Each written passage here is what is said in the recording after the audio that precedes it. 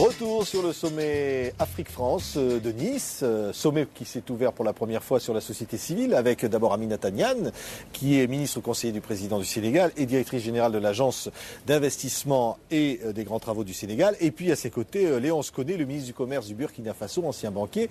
Je voudrais d'abord vous demander, vous, Aminata Niane, vous avez participé à des ateliers avec Amari Drac notamment sur la sécurité des affaires. Qu'est-ce qui ressort finalement d'un sommet comme celui-là quand on dialogue entre la France et le Sénégal, par exemple? C'est d'abord un dialogue entre la France et toute l'Afrique. Parce qu'il faut apprécier l'ouverture que la France a faite aux pays africains non francophones et surtout l'ouverture au secteur privé. Donc les secteurs privés africains et français se sont retrouvés dans de nombreux ateliers et ont pu échanger et regarder ensemble l'avenir de l'Afrique. Ouais. Par exemple, dans l'atelier sécurité des affaires, vous avez décidé quoi? Nous avons identifié déjà les facteurs de succès d'un meilleur environnement des affaires. Nous nous sommes enrichis mutuellement de ce qui est en train de se faire de positif dans différents pays africains. Et nous avons échangé avec la France dans quel domaine elle pourrait concrètement appuyer les États africains, notamment dans la sécurité juridique et judiciaire, dans la mise en place de lois et de cadres beaucoup plus propices à l'investissement, mais aussi dans une meilleure marche de la justice pour régler beaucoup plus vite les contentieux et la sécurité des investissements. Ouais. Vous, Léonce Koné, vous étiez dans l'atelier dirigé par Éric Besson, le ministre de l'Immigration et de l'Identité nationale, et vous y avez parlé donc immigration, fatalement, et finalement aussi transfert de fonds. C'est important pour l'Afrique? C'est extrêmement important parce que vous savez, les transferts d'argent des migrants, d'une manière générale, représentent souvent, dans certains pays, plus de 300% de l'aide publique au développement. Donc c'est des sommes qui sont considérables. Pour l'instant, cela se fait de manière relativement informelle, à des coûts qui sont quelquefois excessifs.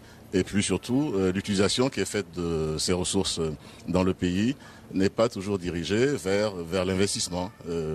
C'est fait pour soutenir les membres de la famille. Donc c'est plus un coussin social que de l'investissement. Oui. Donc nous voulons encourager que ces fonds soient orientés vers des investissements. Ça veut dire que finalement l'Afrique perd beaucoup parce que dans ces transferts de fonds avec ces taux des taxations, là il est décidé quoi? Ça va être gratuit, les transferts d'argent de la France à l'Afrique, par exemple? Ça ne sera pas gratuit, parce que c'est fait par des organismes dont c'est l'activité de gérer les transferts. Mais je crois qu'il y aura l'annonce dans les prochains jours, sans doute demain déjà, de la part de certains opérateurs, d'une baisse substantielle du coût des transferts. Et donc ça peut être quelque chose d'important pour encourager les migrants à transférer davantage. Oui. Aminata Niane, qu'est-ce qu'on attend encore une fois d'un sommet comme celui qui s'est achevé à Nice, le 25e du nom?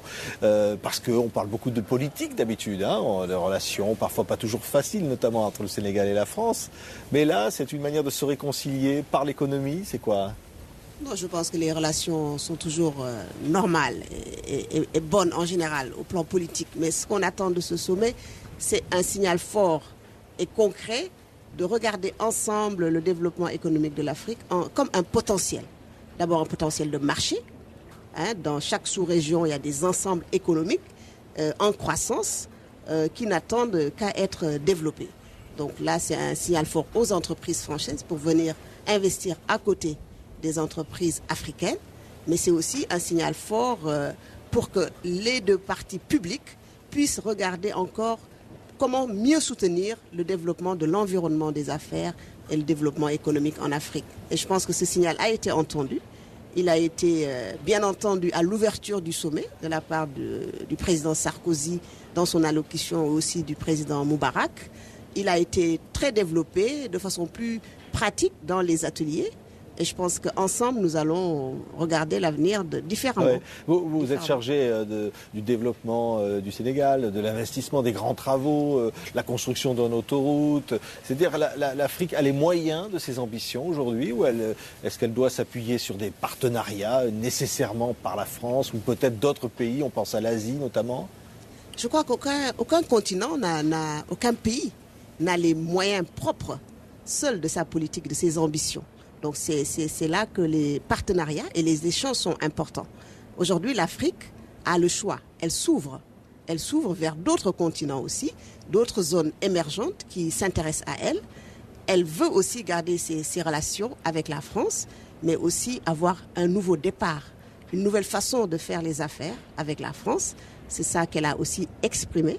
Je pense que les entreprises françaises l'ont entendu des responsables publics qui ont participé dans les ateliers, mais l'ont surtout entendu des entreprises privées qui ont participé dans les ateliers.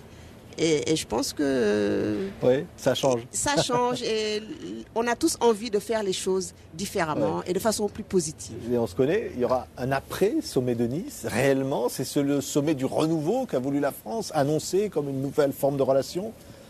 Bon, en tous les cas, c'est une nouvelle orientation et qui me paraît positive. Le fait d'avoir associé au sommet des ateliers sur différents thèmes qui sont des thèmes actuels pour l'Afrique. Aminata Niane vous l'a dit, elle a participé au sommet sur l'environnement des affaires. J'ai moi-même participé à un atelier présidé par Madame Christine Lagarde sur comment améliorer le financement des petites et moyennes entreprises en Afrique. Vous savez, nous sommes tous d'accord. Et nous les Africains et nos partenaires étrangers que l'investissement privé, la petite et moyenne entreprise est un levier important pour le développement de l'Afrique et c'est bien, une fois qu'on a améliorer l'environnement des affaires, de voir quels sont les obstacles qui s'opposent au financement de l'activité. Parce que quand il n'y a pas de financement, les affaires ne démarrent pas, ne prospèrent pas. Et donc, de manière très pratique, avec des ministres chargés du commerce, avec des entrepreneurs. C'est une façon de dire, la relation avec l'Afrique doit être une forme de partenariat et non plus parler d'assistance ou parler de ce qui finalement dans le passé a pu diviser. C'est tout à fait cela, parce que dans ces ateliers, on ne parle pas d'assister à personne qui vous apporte une assistance. Ouais. On noue des partenariats, on voit quels sont les meilleurs moyens de les rendre les plus efficients possibles. Et c'était vraiment ça le climat de ces entretiens. Ouais. Un après Nice, c'est quoi pour vous? Ça va être réellement quelque chose qui va porter ses fruits? Oui, je le crois, parce que bon, sur l'atelier sur les migrants, vous avez bien vu que sans doute dès demain d'ailleurs, il y aura un abaissement des coûts des transferts. Il y aura la BAD qui va mettre en place un fonds pour développer cela. Ça n'est plus un sujet tabou, Aminata Niane, la question de l'immigration qui a souvent été un sujet difficile, par exemple, mais...